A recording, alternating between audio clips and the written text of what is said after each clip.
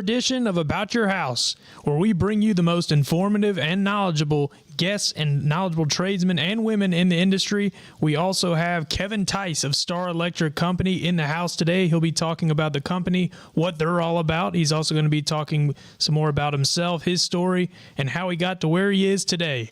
About Your House is brought to you in part by PutToolsInSchools.org, connecting students to tools of the trades and raising awareness of the many career pathways. About Your House is also brought to you in part by Queen City Home Store. Queen City Home Store is a family-owned store that's been serving the Carolinas for over 70 years. They're the largest independent appliance retailer in the Carolinas, constantly growing and taking pride in the experience. They offer customers with a knowledgeable sales staff, product selection, and lowest price guarantee. So sit back, relax, and enjoy some time with us as we spread a little love. And now, here's your host, Ray Terry. Hey, and welcome back to another episode of About Your House. We're in the Toolbox today, podcast studio in the Toolbox. We're also on Facebook Live on About Your House Radio's page, as well as PutToolsInSchools.org's page. And also YouTube Live on both pages, or channels you might call them. And join, subscribe, give us a click, a like, whatever you take. You know how social media works. Overwhelming, isn't it? I got Kevin Tice in with me today on the show. We're going to talk about electrical trades, what Starr Electric's all about, and they're not residential. So you're probably wondering, well, why in the world would I talk about your house? Because there's a tremendous electrician shortage in America today. Wouldn't you agree? Very much so. Very much so. Well, there's a shortage of every trade worker in America today, and we're going to talk about that. Put Tools in Schools is my major directive now. Sure, we want to help you with your house, but let me tell you, there again, makes people a little angry when I say things like this, but I really don't care anymore because we need to face the facts. Our kids are growing up in a time where they're not exposed to tools, hands-on abilities, hands-on training, hands-on about anything in school when it comes to creativity, working with your mind and your hands. Wouldn't you agree, Kevin? Very much so. Kevin's been a Starr Electric, whom he works for. How long have you been with Starr now, Kevin? Come next week, we'll be 44 years. 44 years. You won't find too many people in the electrical industry that have spent 44 years in one company, too. Basically one company, yeah. Well, we're going to talk to Kevin about his story and where he's from. I've known Kevin now. How long have we known each other? 6, 7, 8 years. At least. At least. And met him through this whole Put Tools in Schools Workforce Development Initiative. I don't know how we met or where we met. I used to listen to you on the radio years ago, back when you was on WBT. Been a few years ago. I think you was on before WBT. No, I wasn't. I started, actually, my radio career, a lot of people wonder about that and question me on it. How'd you get on the radio? And I'll tell that story. Back in 1990, we chartered the chapter of NARI, Charlotte, back then. 20 of us got together at Raintree Country Club one night for a meeting. And we all got together and agreed. Back then, with the Better Business Bureau, the number one complaint with the BBB were home improvement companies, believe it or not. And so 20 of us got together and decided to start a chapter of NARI. And our initial goal, our mission was to eliminate that problem in Charlotte. It only took us a year. Then used car people became the number one BBB complaint. But we got rid of it, and it's never returned. Home improvement companies are pretty stellar in Charlotte for the most part, but like any industry, service industry, greed, corruption, and thievery have attacked, the realm that they're in. So just beware. We talk about that a lot on this show, how people upsell, take advantage of the elderly and what have you. Well, that exists, and one of the reasons we started the NARI chapter to eliminate some of that. And we did, in fact, do that, and we're very successful. But as a result of creating a chapter of an association, you always got to have a board of directors, or at least an operating board. And we needed a president. So they said, well, we got to nominate a president, vice president, secretary, and treasurer to get this show on the road. So any takers? In other words, we got any volunteers? I raised my hand and I asked a question. What does being president of this organization mean? I mean, what kind of responsibilities? Because I was 39 years old at the time, 39. And I was honored to be at this meeting, and I was called to see if I would attend it or would like to attend. And I said, absolutely. So I did, and so after the question I posed, what does the president, what is he responsible for, was answered, and you know what that means. Anyway, being president of an association, or any group for that matter, you're the leader, right? Pretty much, you're the leader. And so I volunteered, and everybody voted me in. Don't know why, but they did. We got a vice president, Barry Clemens, with Architect, and the treasurer was Dick Farrell with Dick Farrell Contracting in Rock Hill, and Deborah J. with Ted Lansing. I remember that after all these years. Wow. And it was up to me to come up with a chairman of the board, which I did.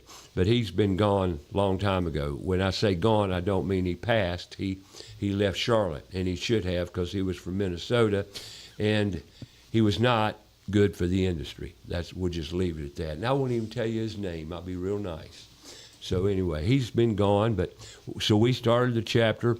One day I stopped by Barry Clemens' office. He was on Old Monroe Road, down out there near Sardis Road North, in that business park.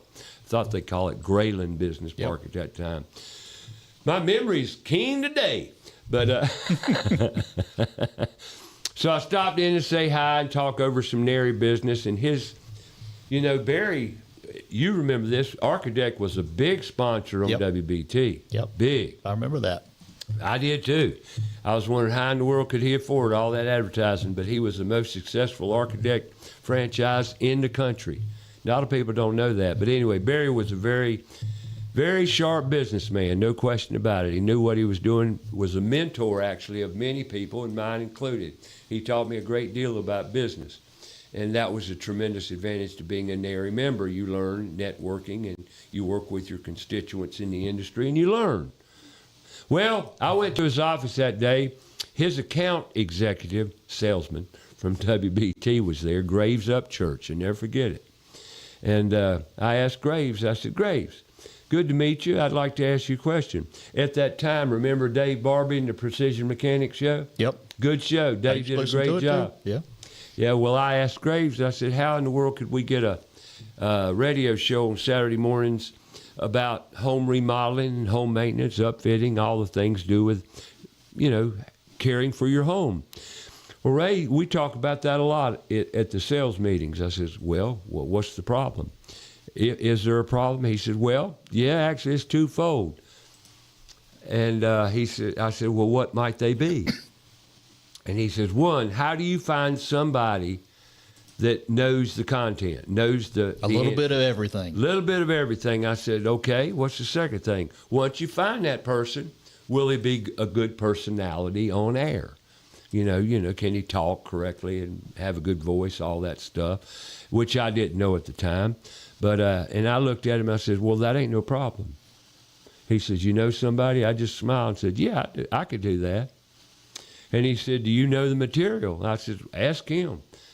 I said, they nominated me for some reason to be president of this here association, so I am the president of NARI, and that would be a good segue to start the show. He says, well, Ray, since you appreciate you sharing this, I'll take it to the powers that be, and we'll see what happens.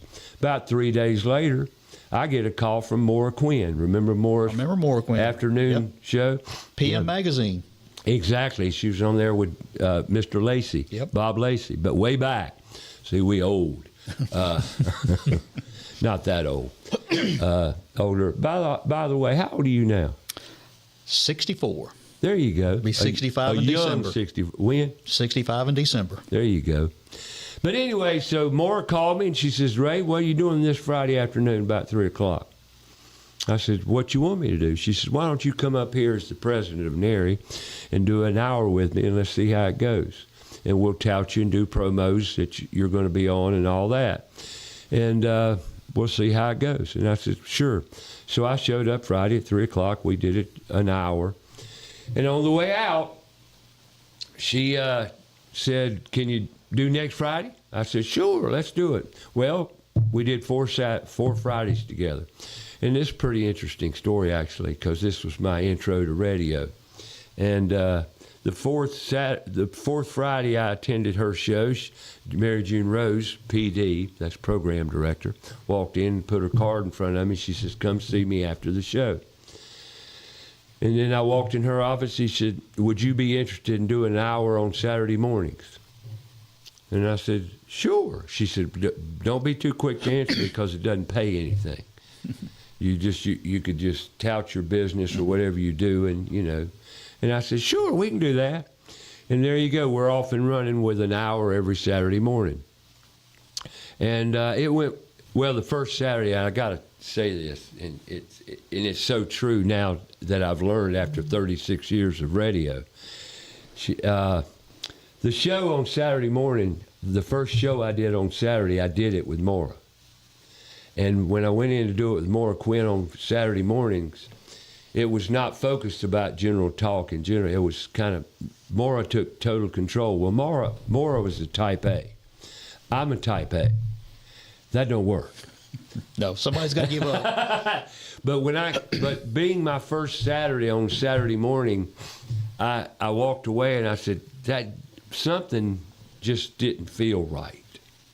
I don't know what it was. Was it me? Was it Maura? And I was concerned about the flow, the quality, every bit of the show. You know, of course I am, because I've been told I'm somewhat of a perfectionist. I don't see that, but okay, if you say so, I'll buy it. Anyway, so I was pondering the whole time. Well, Monday morning around 10 o'clock, I get a call from Mary June. She says, Ray, you will not be with Maura again. And she said, you did fine. You were fine, but you and her do not belong behind the mic on the same show. And I said, well, explain that to me. And she did. And I understood it, because that's kind of what bugged me, is the fact that something just wasn't right. Mm-hmm. So the next, and this is the way I've entered radio, this coming up, little segue here into the whole career I've had on behind this here microphone. She said, next Saturday you'll be with Dick England. And you heard Dick's voice hundreds of times because he did a lot of voiceover work. Dick was a great guy. So I called Dick, and Dick never called me back. So in Saturday mornings, you go there, and the building's empty. It's Saturday. Nobody's in the building on Saturday in radio. But I was there. I went in the door. Guard let me in. I went in the door, and there sat a man standing up down the hall. I said, you must be Dick. He looked at me, and he says, you must be Ray. I said, why didn't you call me? What do you need to talk to me for? I want to know how we're going to do things. And he looked at me, and he said, I tell you what, let's do, Ray. Let's wing it. And that's been my whole thing for radio. Let's just wing it. And a lot of people don't like that style. A lot of people like to plan out their show and make it all written down. Homie, don't do that. No. Because it's much easier to be fluid, be natural, and when you get people on the radio, if they're passionate and good at what they do, it's no problem to get them to talk and be good content. And that's how it all started. Started out with 1 hour, but I got to finish it. We started out with 1 hour, then it went to 2 hours, and stayed 2 hours on WBT, never went to 3, but we did go to 2. And I got my guests from NARI, the National Association of Remodeling Industry, and other professionals in the industry as my guest, and every Saturday we had guests on. And at that time, too, there were a lot of call-ins. People actually used their phones to talk. It was amazing how it worked. What a concept. Isn't it neat how that should work? Yeah. Should work. And I see you have the same problem. Yeah. I think we all fit in that category. At any rate, it was a good show. It was. I loved doing it. But then after 2 years on BT, Home Depot got to be the presenting sponsor along with a co-host, John Gordon. John, God bless him. He's a good guy. Probably still doing the show. He did it for a long time, and just like myself. But Home Depot was the sponsor, and all the answers became Home Depot. No way. No way. I couldn't talk about other stuff. I couldn't talk about independent paint stores. I mean, it was like I was cornered that I had to go to Home Depot. And, you know, there's something about Home Depot that Ray doesn't like. Now, Home Depot, I'm not criticizing the stores. Got great. Actually, it's a carbon copy of Lowe's as far as product line. Wouldn't you say so? Pretty close, yeah. Pretty close. And guess what? All the prices are basically the same from store to store, because we've done the homework, okay? But there is one big major difference between Home Depot and Lowe's. You know what it might be? I probably will when you explain it. I can walk in a Lowe's store, and oh, by the way, if you don't know, the first Home Depot came to Charlotte in 1991. August of 91 at the Pineville store. It was the first open. I was in the store the day it opened. I was excited as a home improvement professional, a NARI president, whatever you want to call me. A lot of people call me a lot of things, but anyway, I wanted to be in the store. And I was excited because here comes Lowe's competition. Now we're going to step up, because Lowe's had a few holes in the boat at that time. Boy, did they. And to this day, box stores still do things they shouldn't do, but that's just another professional talking, and we'll get into that on another day. But at any rate, so I was at the Home Depot store that day and very excited, you know, at the possibilities. And I don't know how I got on this story, but it's still a good story. But to add to it, Home Depot comes to town August of 91, and the whole box store landscape changed when they came, because competition was on. Lowe's normally put a store right beside Home Depot or vice versa, and that's the way it's kind of gone. They was always within sight of each other. Always, except for one store, and that's the store that's out near the university on Chancellor Way or whatever it's called. But anyway, which store I go to, probably more, because it's close to me. But at any rate, so the fight is on. Now, here's where it changed. Home Depot came to town. We got Lowe's, we got Home Depots, right? Home Depot stores, as they grew, 1, 2, 3, 4, 5, you know, just grew, popping up all over. They weren't standardized. They were different. Each store, every Home Depot you go into is different. But most Lowe's stores are not that different. They're basically the same. They're basically the same. They're standardized. I'm a professional. Punch list items. You know what punch list items are? At the end of a job, you've got to finish the job, and that's the hardest part of a job. Wouldn't you agree? Finishing is the hardest part. No doubt.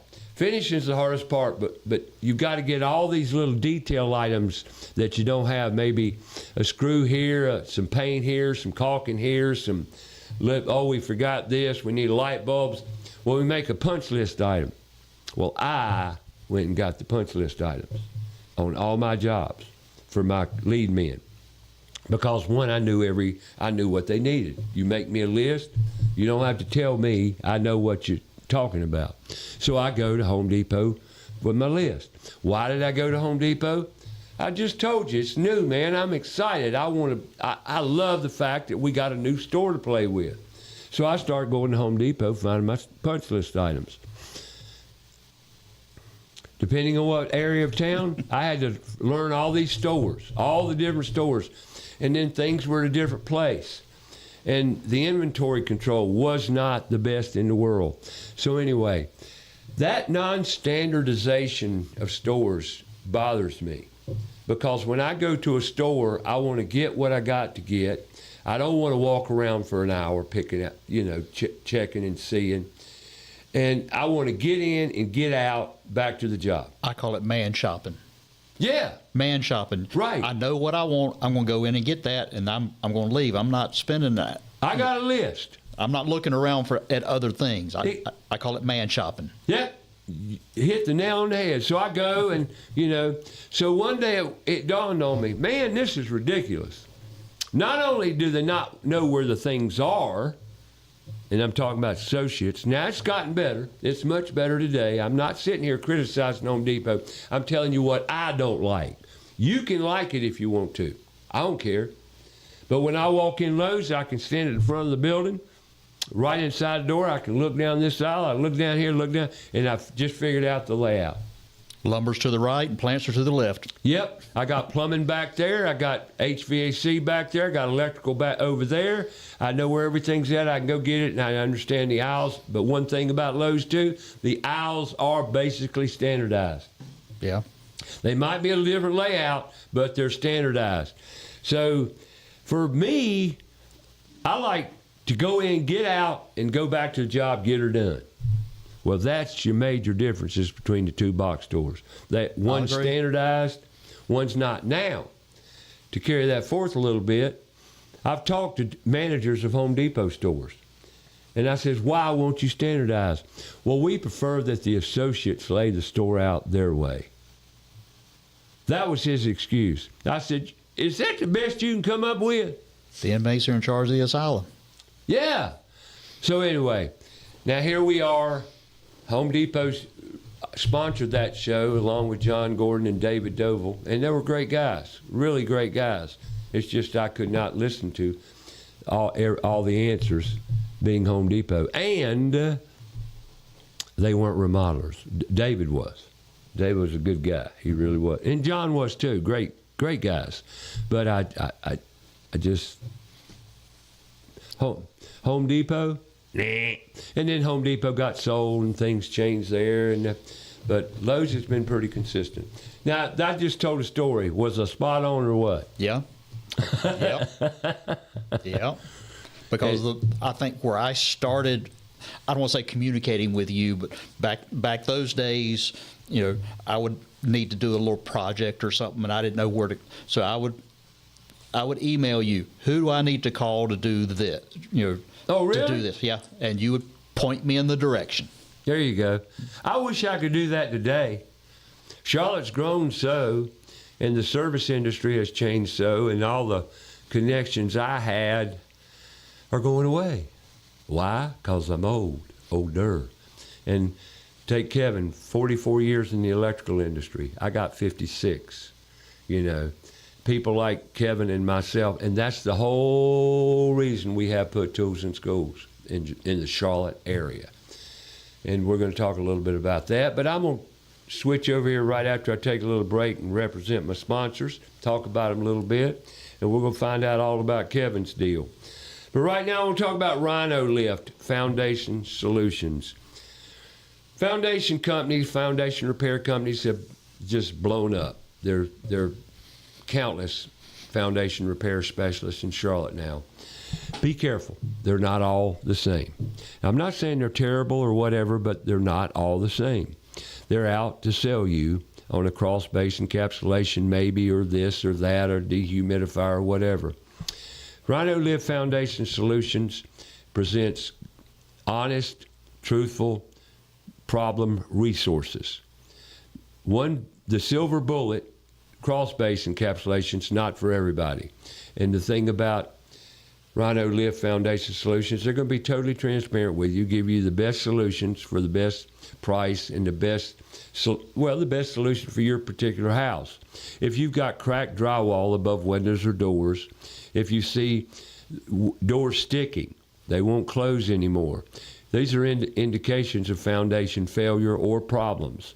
Go out, walk around your house. If it's a brick masonry structure, cracks in your masonry, cracks in the wall, they're very obvious.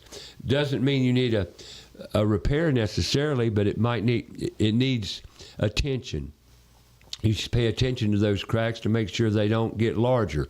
Don't react. It didn't happen overnight. Don't react to fix it overnight. So, and that's the mistake a lot of homeowners make. Some of it's not required, and I could go back in time and tell you 3, 4, 5 stories about that. But they handle a lot of situations. If you've got a sunken slab, sunken patio, concrete driveway, you need to be lifted, they can do that.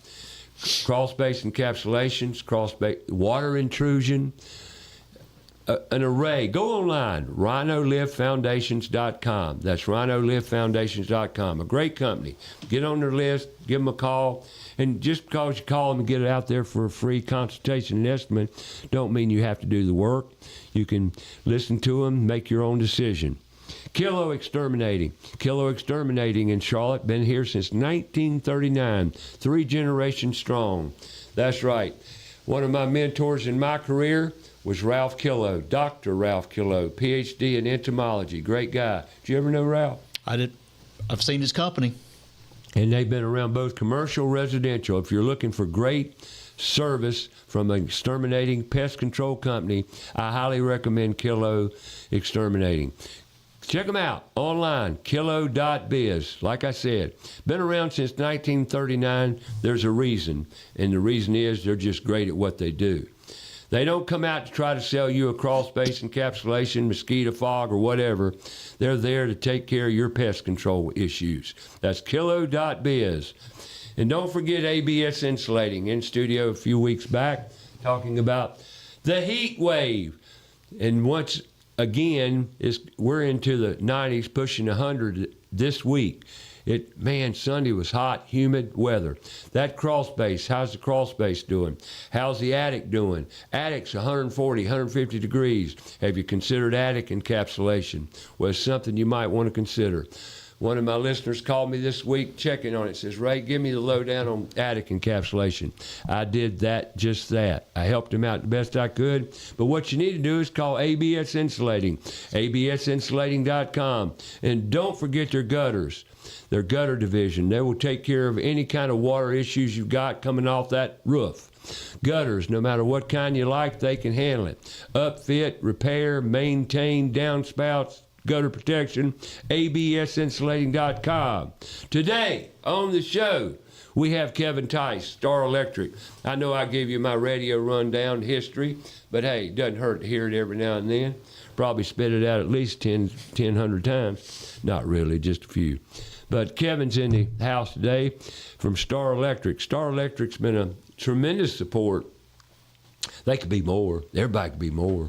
And I have to say that because we need support. But they've been very supportive with Put Tools in Schools, and hopefully moving forward they will be. Now, I just walked Kevin around the toolbox. The toolbox here, North Charlotte, is an interactive workspace, a connector space of what you might want to say. What I mean by connector, we're connecting tools of the trades to students who otherwise would never know what tools are for, and create their sense of creativity, purpose, and servitude.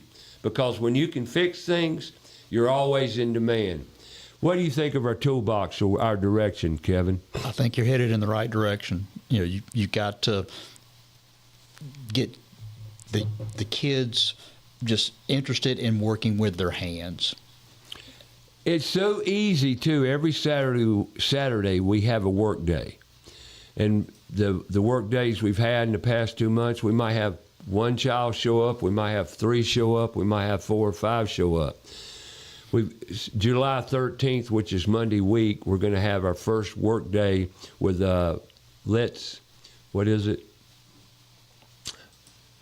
What's Next Ministry. Excuse me, my memory it was great a few minutes ago.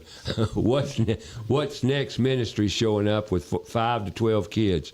Not sure how many kids yet. They're not sure of how many kids, but the whole idea is to set up day camps or to extend a summer camp program. We're going to work into that for next summer on a complete basis. But this summer, we're going to get a toolbox developed. Everything here is a teachable moment. Most shops you go into have new tools, new pristine workspace, all this. This ain't that. However, it's pretty neat. Mm-hmm. We got tools. We got equipment. After 56 years in the industry, Mr. Uncle Ray here has all the tools we need to get started. But we need industry to step up and provide newer, more modern, trade-exclusive tools like Milwaukee. Milwaukee's also donated some pack-outs. They're going to join us with some equipment, some tools. We don't know where it's going to go, but we can't do it without kids. But primarily, we can't do it without industry support. I invited Kevin over today to take a look at the toolbox, check it out, and see what we're doing. Because one thing, it draws a picture. It paints the picture of what we're doing.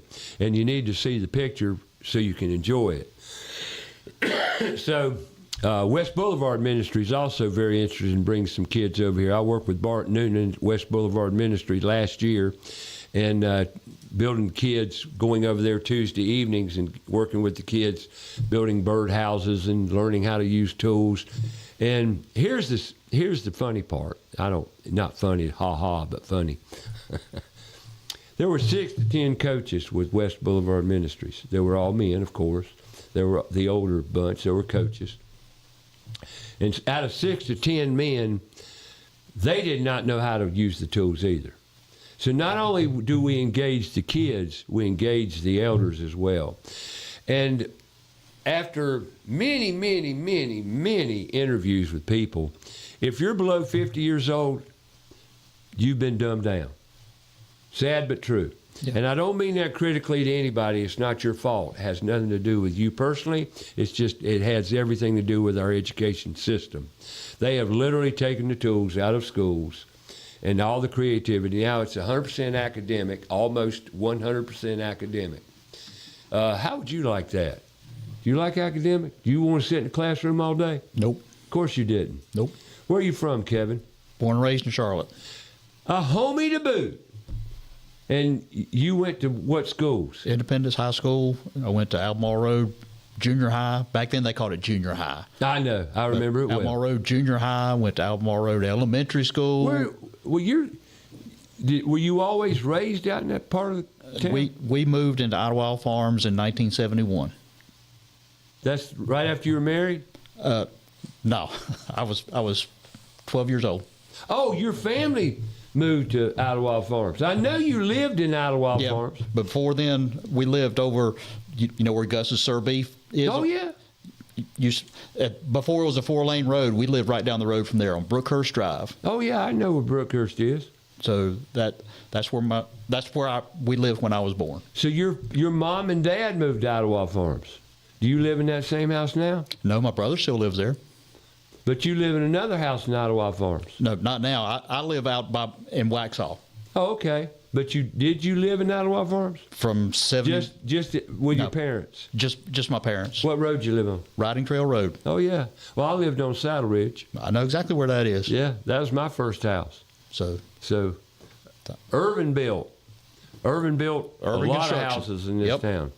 My first job in construction was with Urban Construction. Yeah, they built our house. I remember that. They built it at the component plant, EBS, Urban Builder Supply, out in Westinghouse area, Westinghouse Boulevard, and out there. They had a component manufacturing facility back then, and they built the houses. All the walls were built. They'd bring them out on a flatbed trailer, dump them out, and they were just assembled. And that was a new methodology back then that Urban brought to the forefront. Did it work? Pretty good. Pretty good. Yeah. I won't say it worked well, though. But my goodness, how things have changed. Okay, so you graduated from Independence. Yep, 1980. In 80. When did you get in the electrical business? 1982. What'd you do when you got out of high school? I'm just curious. I went to college for a year. Didn't like it. UNCC. Did not like it. What did you start in, if you can remember back then? At college? Yeah, in college. Mechanical engineering was where I was supposed to be headed. That's where you wanted the engineering route. And you probably got that in high school where people said, you'd make a good engineer, Kevin. Yep. Right? Coached you right into college to be a mechanical engineer. And just it didn't click. It didn't click. It didn't work with you. No. Well, the bottom line is, the only time we learn is when we apply. So at 2 years after you graduated from high school, you quit college, and then you got a job. Tell us your story. All right. I actually started, at that time the company was called Endcom Electric. I remember. All right. And it was still on Norton Road, wasn't Norland Road, where we are now. it? Exactly. My brother-in-law, Worth Rummage, owned the company. Who? Worth Rummage. Daryl Rummage's dad? Yep. Wow. Yep. Small world. That's I was raised with Daryl Okay. Rummage and his brother, Randy. Randy. Yep. Randy and Daryl lived on the corner of Clanton Road and Behringer Drive. Yep. Wow, what a small world. Worth, my sister married Worth. My sister was his second wife. Wow. They Okay. were your Yep. they were your family. Yeah. Gotcha. So the way I started That's neat. was there was a lady that worked for Endcom Electric. She was embezzling money, and nobody knew it. She was writing checks to herself and signing Worth's name to the checks, Wow. and been doing that for quite a while. And the only way it came to light was Worth went into the office on a Saturday and went and got the mail at the post office, because the lady that was writing the checks, she got the mail and intercepted the checks, but she balanced the books. Right. So she was a mail lady too. So Worth got at that time, you got the checks back in the bank statement. The bank sent him back. Yeah. So he went and got the mail, opened up the bank statement, and saw checks that he didn't sign, but it had his signature on it. Bingo. So when she came to work on Monday, the police met her. And as it all unraveled, she had been buying cars. She bought a lot of cars.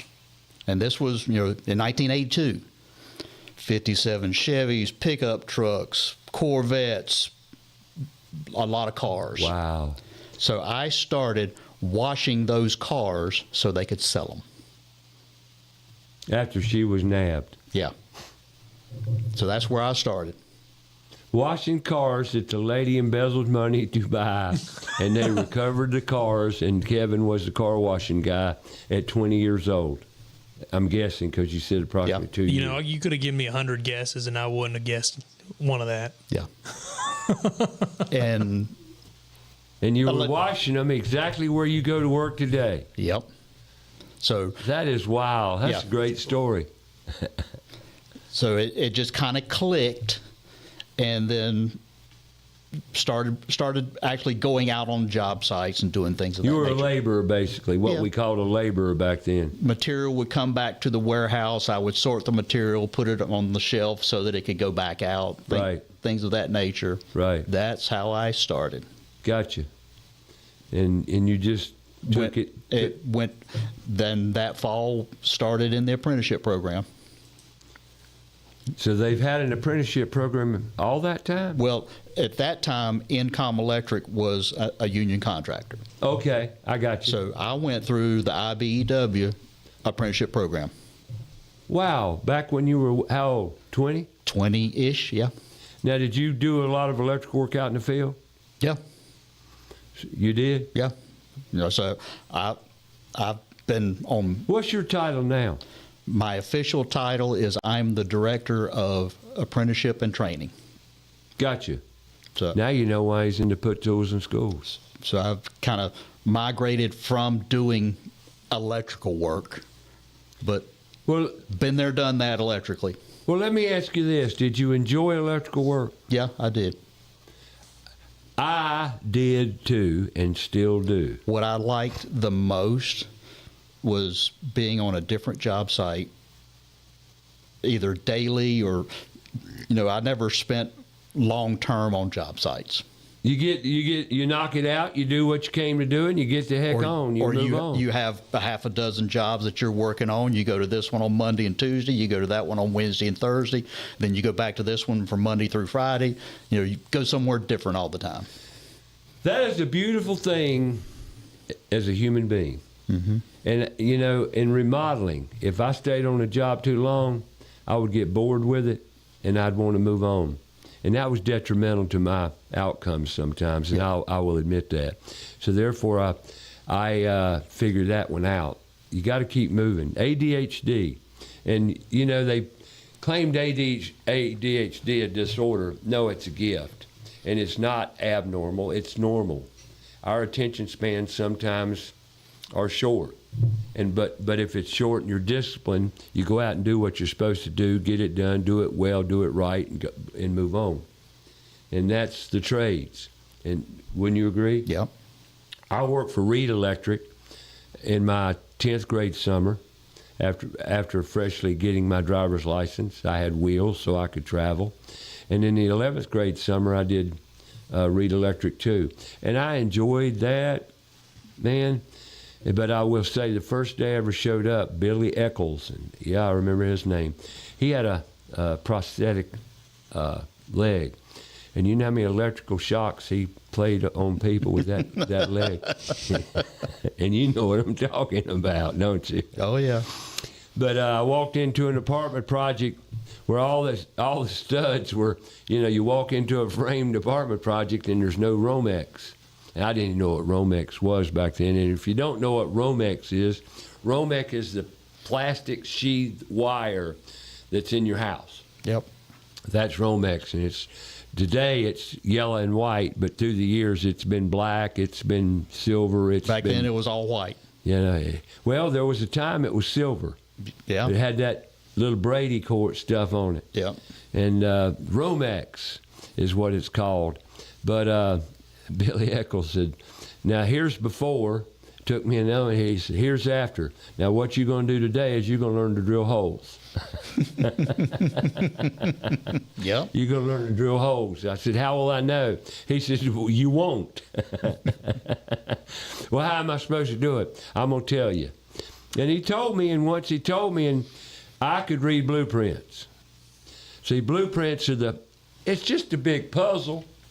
That's all construction is a big puzzle. It's a puzzle, and the blueprints are a map. Tells you how to get there. It is the roadmap, no doubt. You know, so learning blueprint reading. Matter of fact, I got 4 or 5 different. I've got a whole roll of resort blueprints out in the toolbox. You can only imagine a vacation resort blueprints are like this thick, this big around, and full of everything, be it site work, be it electrical, plumbing, everything in that resort is in that set of blueprints. It's a great teaching aid. So I would highly recommend any youth out there going through high school. Oh, I forgot, they don't teach blueprint reading. Oh my goodness, what am I thinking? Oh, bingo. Drafting. Yeah, drafting is where I started my career in Garinger High School. I love drawing. I took drafting, yep. You took drafting? Yep. That was a tremendous benefit to you too, wasn't it? Yep. Didn't know it, but yep, took drafting. But when you got out on site, you pulled up a set of blueprints and you knew exactly what you were looking at, didn't you? The smell of ammonia. Yeah, for sure. Yeah, I've printed many a blueprint on those. Those machines are gone for the most part. That's why they call them blueprints. Yep. You had a blue piece of paper with white lines. That was way back, and it stunk like ammonia. Mm-hmm. But I took drafting at Garinger. What year did you graduate? 1980. You did say 80. 10 years after I did. So I'm 10 years older than you. Yep. That's amazing. But you stayed with electrical. What we're going to talk about next hour, well, we'll start talking about it now, the apprenticeship programs. And one of the reasons I wanted Kevin on here is so he could explain to listeners and people alike what an apprenticeship really means, how it works, the ins and the outs. And I don't think your program's much different from any other apprenticeship program. They're all about the same, yeah. Yep. But here's the sad part. Kids in middle school have no clue. In Charlotte, North Carolina, I can't speak for any place other than Charlotte because this is where we live. Yep.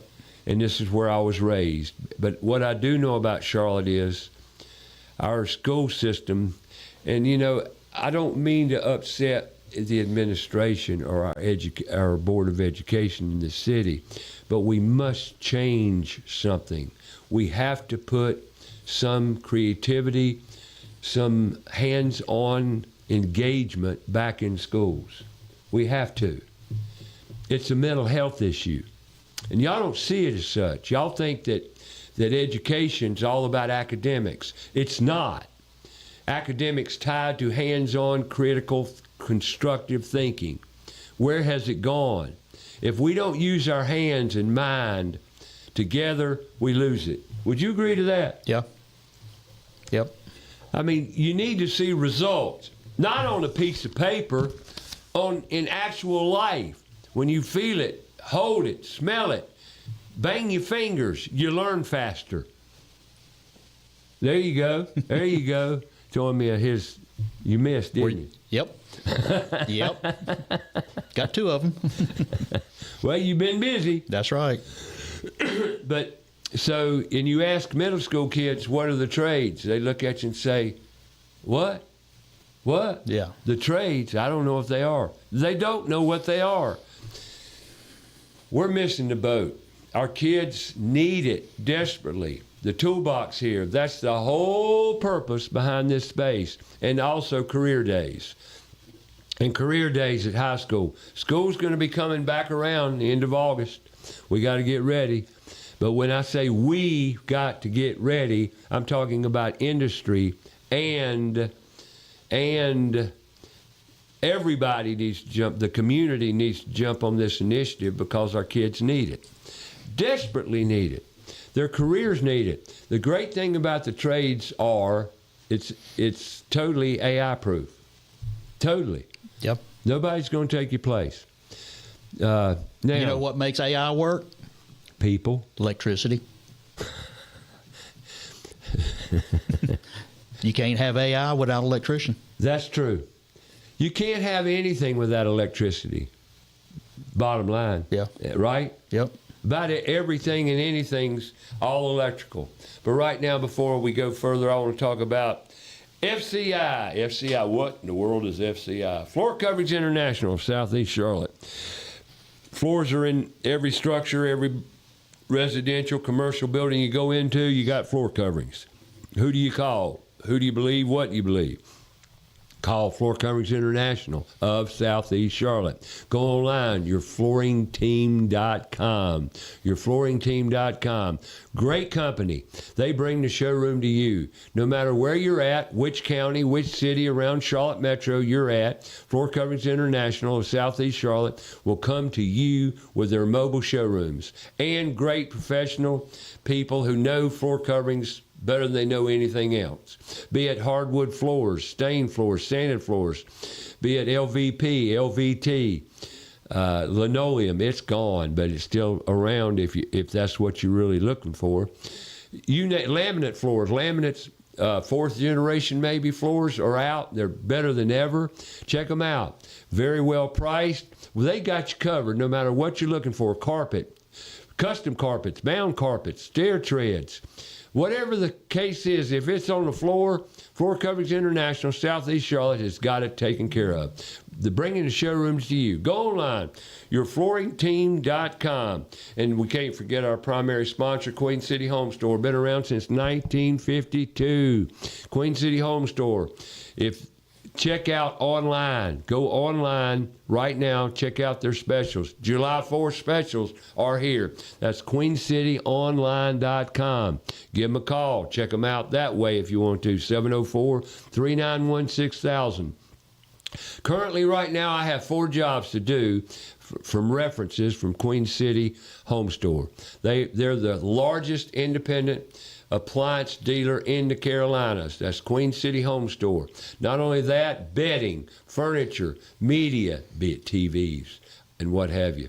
They got it all. If it's in your home, check them out. Queen City Home Store, queencityonline.com. 704-391-6000. Give them a call. Go online. Check out the 4th of July specials.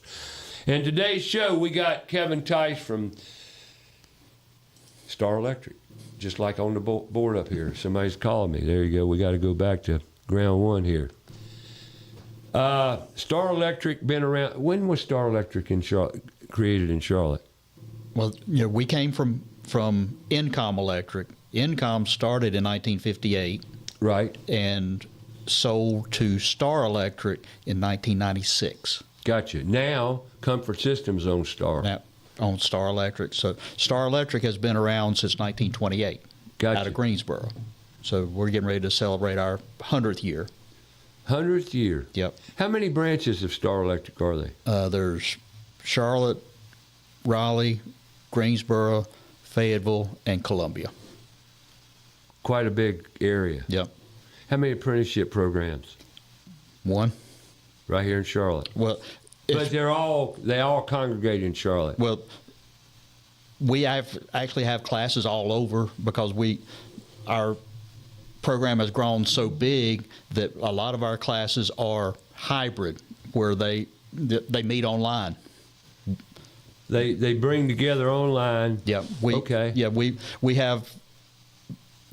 I think this past year we only had one in-person classroom. Really? Yep. Everything else was virtual. Well, how's that working? I'm just curious. What's your honest opinion, Kevin? It's the best we can do with what we got to work with. But it's not ideal. It's not ideal. It's truly ideal to have a true classroom environment so you can look somebody See, in the eye. touch, and feel. You can look them in the eye. You can see when they're not getting it. Right. Yeah, they're on their camera, but when you can see somebody gets it, you can take that widget and put it in their hand, right, and let them hold Hands the widget. on. Yes, right. So that it's the best we. If the ideal would be because our work is spread from Virginia to South Carolina. Sure.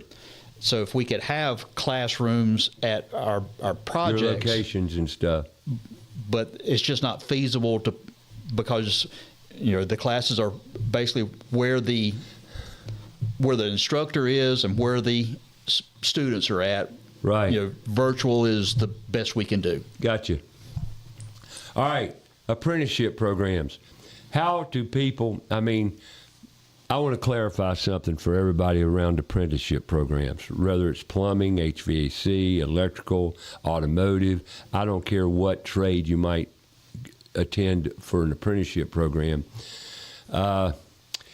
You don't have to be an apprentice to be a good electrician. Nope.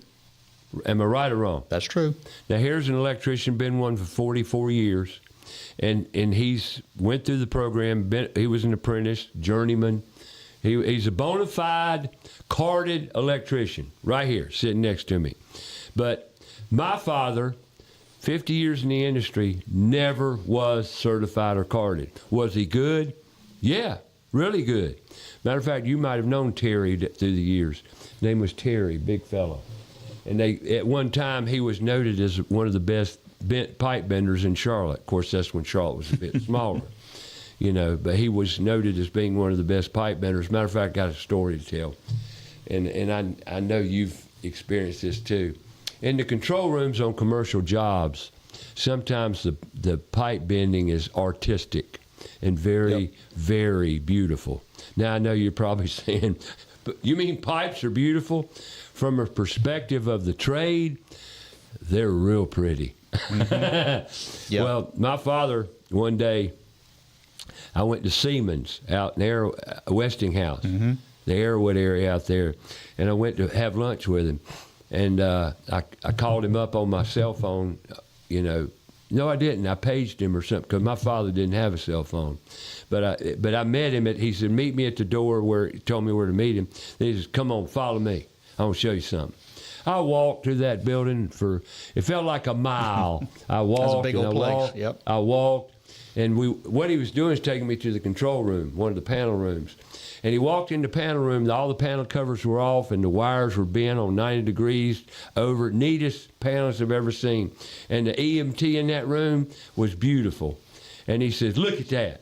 That's all he told me. He says, son, look at that. I says, what am I looking at? He said, look how pretty that is. He said, don't you see that's pretty? And it was, because if you go to some panels, believe me, all electricians don't run their wires that way. No. And there's no code dictating you have to, is there? The code just says neat and workmanlike manner. So describe that. What does that look like? Your opinion and my opinion are different. It's your own perception Yep. of what you do. But anyway, he showed me that, and he was right. It was pretty, and it was crafty, and it taught me something. Now when I go to panels and take a panel cover off, I don't see much of that kind of wiring. But the better electricians will do that. It's called pride in your work. Yep. Now, speaking of apprenticeships, how many we got a competition next week, right? Yep. At the Norton Road, just like last year. Yep. How many attendees you having? We will have 19 apprentices competing. You were up. You had 14 last year, Yep. didn't you? This year you got 19. Yep. That's awesome. That's an event that I enjoy going to every year because it's just fun. Yeah. Because overall, our overall program, we have about 150 apprentices in our apprenticeship program. So how do they get to compete in this? It's only open to our rising level 3 and level 4 apprentices. Gotcha. And who wants to compete? Who wants to compete? Right.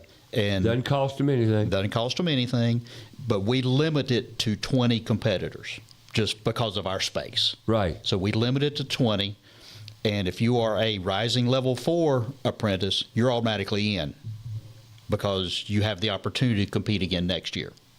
I was going to ask you, so you can compete 2 years in a row. And our level 3 apprentices, level 4 is automatically in. Level 3, we base it on their GPA. Grade point average. You have, if you've got a 90 GPA and you got a 70 GPA, the 90 GPA is going to get in, and the 70 GPA goes to next year. Now, what's the advantage of winning an apprenticeship contest? All right, so we use our contest as a tournament to who's going to compete at the state fair. Gotcha. So we submit 7 names for the state fair contest. The state fair, again, is only open to levels 3 and level 4 apprentices. Gotcha. And then we take the top 2 apprentices from the state fair and compete with ABC National Apprentice Contest. Gotcha. So it's basically a tournament all the way through. And now that's a way of working with Starr Electric and ABC. ABC is the Association of Building Contractors right here in Charlotte. Mm-hmm. And we were talking about that earlier today, and we'll come back next hour and talk more in depth about it. Got it. More in depth about the actually, we're going to try to collaborate with industry through the associations in Charlotte, and it's like pulling our teeth. I mean, it's brutal. Why or how in the world can we as an industry come together and teach our students about the trades? I don't understand why everybody wants to have their own program. I mean, I can understand it to some degree. You want your program, but the demand, the need for tradespeople are so great that we need to come together. Wouldn't you agree? Yeah. I mean, we got a problem in this town. Big problem. I've been around 56 years in this industry, and it's never gotten better. No. But it's just gotten more. It's gotten more. It's more ridiculous than ever. But we're going to talk about what it takes to be an electrician, how your family member could get into it. Females too. Mm-hmm. Every apprenticeship competition I've been here in the past 3 or 4 years always had 1 or 2 women participating. Matter of fact, I interviewed several of them last year. I mean, it's just, and we're going to talk about what's the advantage of an apprenticeship program. What's the advantage to being a card holder? You can be a great electrician without holding any certifications. But let's talk about what the rewards are as far as the pay goes. But there is an effect right there, is there not? Yeah. I mean, once you've got your card, you're going to get more money, right? Absolutely. That's like college. But we're going to talk about it next hour. I got Kevin Tice, Starr Electric. Tune in every Tuesday. We're live. We'll be right back.